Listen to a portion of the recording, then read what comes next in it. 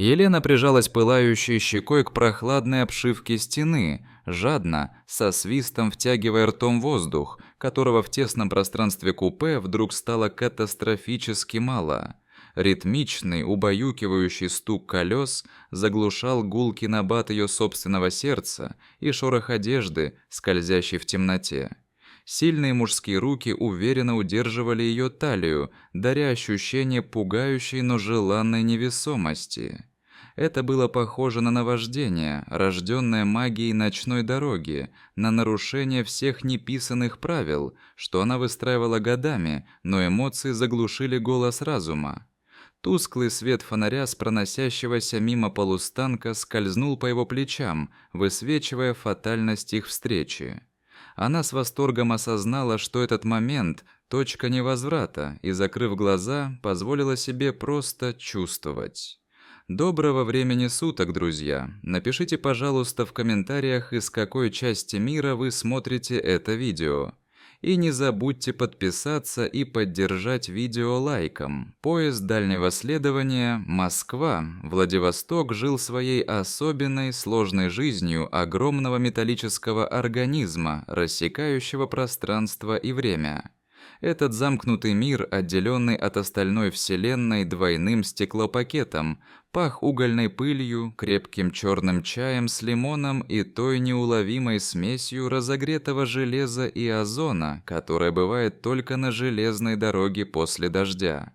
Этот специфический густой аромат пропитывал воздух, въедался в одежду, заставляя мгновенно забыть о стерильной, искусственной чистоте столичных офисов с панорамными окнами и кондиционированных квартир, где даже воздух казался профильтрованным и безжизненным.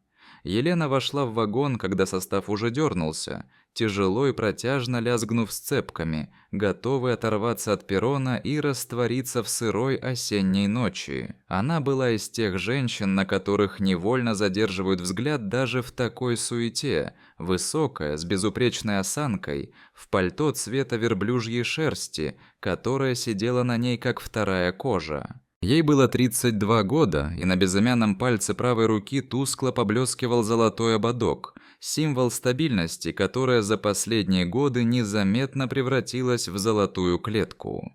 Вся ее жизнь в столице была похожа на идеально отлаженный механизм швейцарских часов. Фитнес по расписанию, воскресные обеды с родителями, планирование бюджета, выбор штор, вежливые разговоры с мужем о работе. Все было правильно, слишком правильно, и от этой правильности иногда хотелось выйти на Луну. Эта командировка на Урал стала для нее не просто работой, а спасательным кругом, возможностью вдохнуть полной грудью, сбежать от предсказуемости будней, где каждый следующий день был точной копией предыдущего.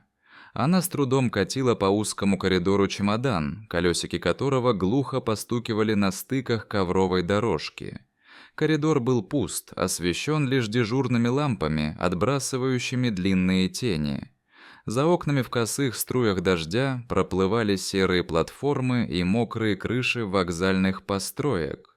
Сердце почему-то билось чаще обычного, предчувствуя, что эта поездка будет не такой, как всегда. Купе, номер которого был указан в билете, оказалось не пустым. На нижней полке, в полумраке, сидел мужчина.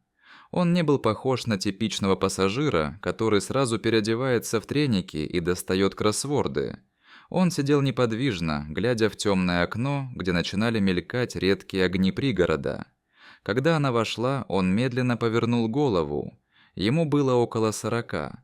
Усталое, но волевое лицо, темная щетина, расстегнутый ворот рубашки. Его взгляд был спокойным, изучающим, лишенным той дежурной светской маски, которую носят люди в больших городах.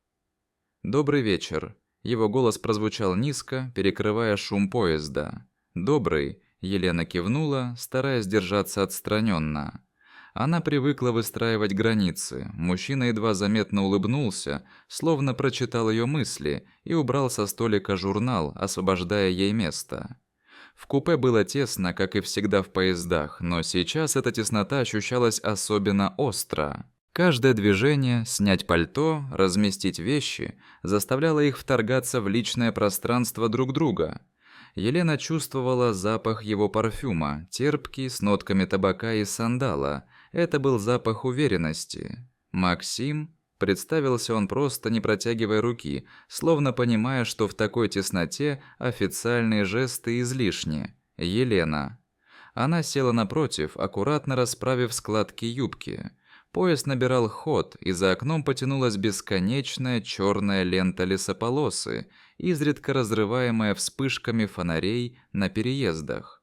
«Не любите поезда?» – спросил он, заметив, как она напряженно смотрит в окно. «Почему вы так решили? Вы сидите так, словно готовы выпрыгнуть на ходу. Слишком много напряжения в плечах». Елена удивилась его наблюдательности. Обычно люди не замечали таких мелочей, занятые собой. Просто устала, тяжелая неделя. Или тяжелая жизнь. Он спросил это легко, без нажима, доставая из сумки бутылку коньяка и лимон. «Будете?» Чисто символически, за знакомство и за дорогу. Говорят, помогает замедлить время. Елена хотела отказаться. В ее правилах не было пункта пить с незнакомцами в купе. Но потом она посмотрела на запотевшее стекло, на капли дождя, бегущие по нему, и подумала: а почему нет, кто узнает? «Немного», — согласилась она. Он нарезал лимон складным ножом. Запах цитруса, резкий и свежий, мгновенно преобразил спёртый воздух купе. Звон стекла, когда он разливал напиток, прозвучал неожиданно уютно. «За то, чтобы путь был интереснее, чем пункт назначения», – произнес он тост. Коньяк обжег горло, но разлился по телу приятным теплом, которое начало понемногу растапливать ледяной ком напряжения у нее внутри.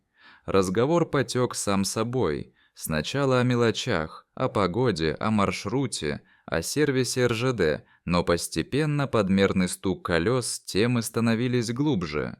Эффект попутчика работал безотказно. Этому человеку, которого она видит первый и последний раз в жизни, можно было сказать то, в чем страшно признаться даже самой себе. Они говорили о мечтах, которые так и остались мечтами, о компромиссах, на которые приходится идти ради комфорта, о том, как страшно однажды проснуться и понять, что живешь не свою жизнь.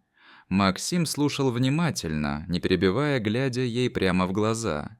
Его взгляд не был навязчивым, но от него невозможно было скрыться. В какой-то момент зашла проводница, принесла чай в традиционных подстаканниках. Звон ложечки о стекло стал ритмом их вечера. В купе становилось все теплее, отопление работало на полную мощность. Елена сняла туфли, чувствуя облегчение.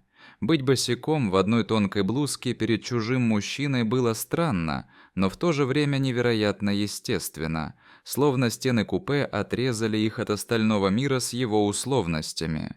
«У вас красивые руки, Елена», — сказал он вдруг, когда она обхватила ладонями горячий стакан, «но очень грустные. Разве руки могут быть грустными?» Она горько усмехнулась. «Могут, когда они давно не касались того, что действительно любят, или того, кого любят». Эти слова попали в самую точку, заставив ее вздрогнуть. Она посмотрела на свое обручальное кольцо. Оно казалось тяжелым, как кандалы. «Вы слишком проницательны для случайного попутчика». «Я просто смотрю. Люди разучились смотреть друг на друга. Мы все смотрим в экраны телефонов, в отчеты, в телевизор, а живого человека рядом не замечаем». Около 2 часов ночи поезд начал замедлять ход. Стук колес сменился скрипом тормозов. Вагон дернулся и замер в полной тишине, нарушаемой лишь шумом дождя. «Техническая остановка», – тихо сказал Максим, выглянув в окно. «Глушь. Ни огней, ни станции. Только лес». Свет в вагоне погас, остался гореть лишь тусклый ночник над дверью, отбрасывающий причудливые тени. Полумрак сделал пространство купе интимным, замкнутым. Они оказались вдвоем в маленькой капсуле, затерянной где-то посреди огромной страны. Напряжение между ними, которое копилось весь вечер, сгустилось до предела. Воздух казался наэлектризованным. Елена чувствовала, как горят щеки. Она понимала, что нужно лечь спать, отвернуться к стене, прекратить этот странный зрительный контакт. Но она не могла пошевелиться. Поезд качнуло от порыва ветра, стакан на столе звякнул. Елена потянулась, чтобы его поправить, и ее рука случайно коснулась руки Максима. Его ладонь была горячей и сухой. Контраст с ее прохладной кожей был ошеломляющим. Она замерла. Это прикосновение длилось всего секунду, но в нем было больше эмоций, чем во всех прикосновениях мужа за последний год.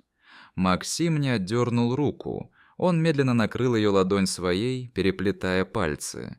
Елена... Его голос стал глуше. Она подняла на него глаза. В полумраке его лицо казалось другим, более открытым, более близким. В его взгляде читался вопрос и предложение. Без слов, без пошлости. Только искренний порыв двух одиночеств, встретившихся в ночи. «Не нужно», – прошептала она, но не убрала руку. «Почему? Мы здесь. Сейчас. Завтра этого не будет. Но сейчас мы существуем». Он встал, делая шаг к ней. В тесном пространстве он оказался совсем рядом. Она чувствовала тепло, исходящее от него. Он коснулся ее щеки, провел пальцем по линии скулы, словно запоминая черты лица. Это было так нежно и так остро, что у нее перехватило дыхание. «Иди ко мне», – прошептал он. И она сдалась. Словно плотина, сдерживающая чувства годами, рухнула. Она поднялась ему навстречу. Его объятия оказались крепкими и надежными.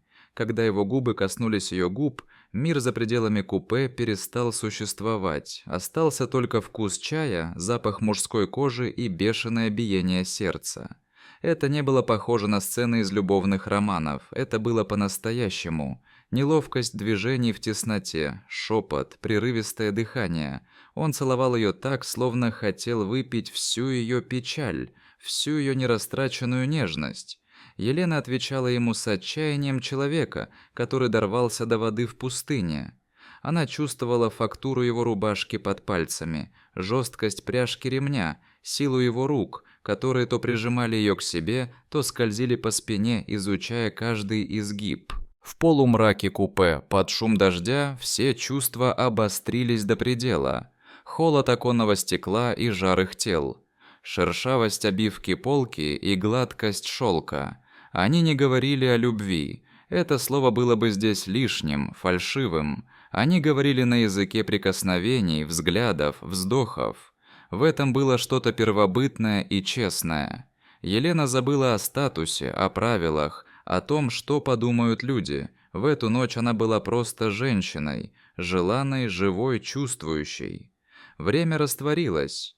Казалось, прошла вечность, а может быть, всего несколько минут. Поезд снова дернулся и медленно пополз вперед, набирая скорость. Стук колес вернулся, вплетаясь в ритм их дыхания. Когда буря утихла, они остались сидеть рядом, в темноте, слушая, как успокаивается сердцебиение. Максим бережно убрал прядь волос с ее лица. «Ты дрожишь», – тихо сказал он, накидывая ей на плечи свой пиджак. «Это не от холода», – ответила она, глядя в окно на пробегающие мимо огни. «Я знаю». Он не стал говорить банальностей, не стал обещать вечной любви или просить номер телефона. Он понимал, что магия этого момента хрупка и существует только здесь, в дороге.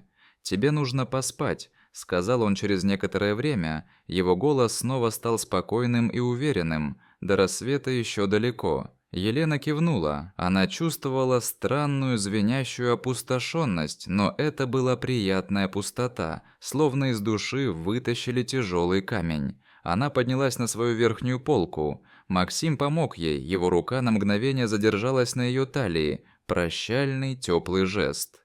Лежа в темноте под мерный перестук колес, она слушала дыхание мужчины внизу. Она знала, что утром они проснутся чужими людьми. Они выпьют чай, вежливо попрощаются на перроне и разойдутся в разные стороны, каждый в свою жизнь. Она вернется к мужу, к работе, к своему расписанию. Но что-то в ней изменилось безвозвратно. Она поднесла руку к губам, которые все еще горели от поцелуев. Впервые за долгое время она не чувствовала вины, она чувствовала благодарность. За эту ночь, за этот дождь, за этот случайный, подаренный судьбой эпизод, который напомнил ей, что она все еще жива. Поезд мчался сквозь ночь, унося ее в новый день, и Елена закрыла глаза с легкой, едва заметной улыбкой на губах.